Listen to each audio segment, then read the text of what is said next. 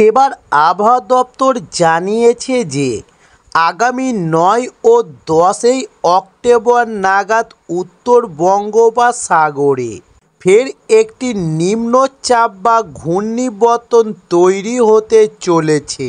তবে এটির প্রভাব কোথাও বেশি পড়বে সেই ব্যাপারে নির্দিষ্টভাবে কিছু বলেনি এখনো পর্যন্ত আবহাওয়া দপ্তর।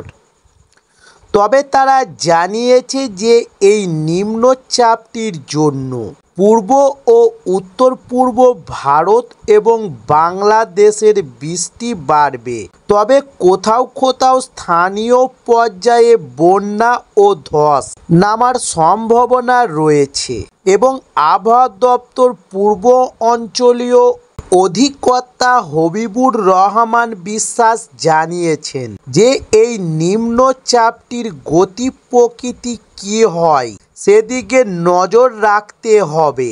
তবে আপাতত মনে করা হচ্ছে যে আগের দুটি নিম্নচাপের তুলনায় এটি কম শক্তিশালী হবে এবং দক্ষিণবঙ্গে অতিরিক্ত বৃষ্টি হবে না বলেই আপাতত মনে হচ্ছে। অন্যদিকে অক্টোবর মাস পড়তেই ঘূর্ণিঝড় তৈরি হওয়া শুরু হয়ে গিয়েছে। এই বছরের বর্ষা পরবর্তী মৌসুমের প্রথম ঘূর্ণিঝড় শক্তি তৈরি হয়েছে উত্তর পূর্ব আরব সাগরে। তবে এটি আরও শক্তি বাড়িয়ে তীব্র ঘূর্ণিঝড়ে পরিণত হবে এবং ঘূর্ণিঝড়টি কোন জায়গায় আছড়ে পড়বে বা সমুদ্রের মধ্যে নিজেকে সীমাবদ্ধ রাখবে সেই ব্যাপারে কেন্দ্রীয় আবহাওয়া দপ্তর শুক্রবার পর্যন্ত কিছু জানায়নি।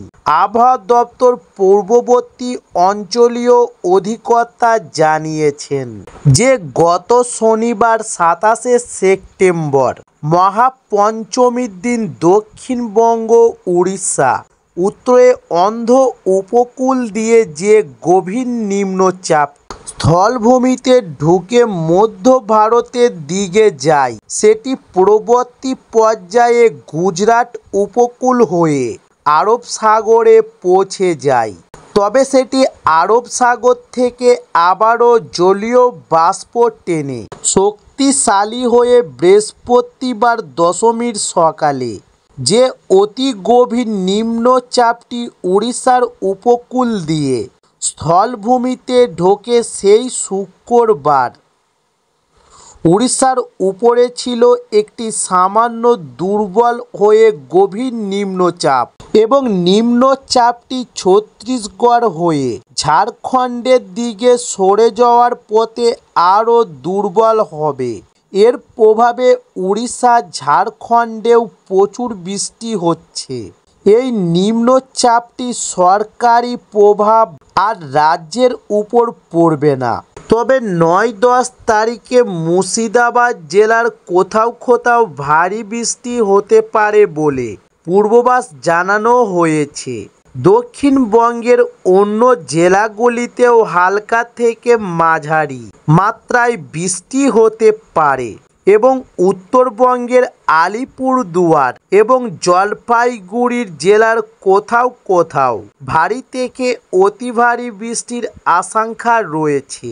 তাই হলুদ সতর্কতা জারি করা হয়েছে এবং ভারী থেকে অতি ভারী বৃষ্টি কমলা সতর্কতা থাকছে কোচবিহার, দার্জিলিং, কালিম্পং ও উত্তর দিনাজপুর জেলার কোনো কোনো জায়গায়।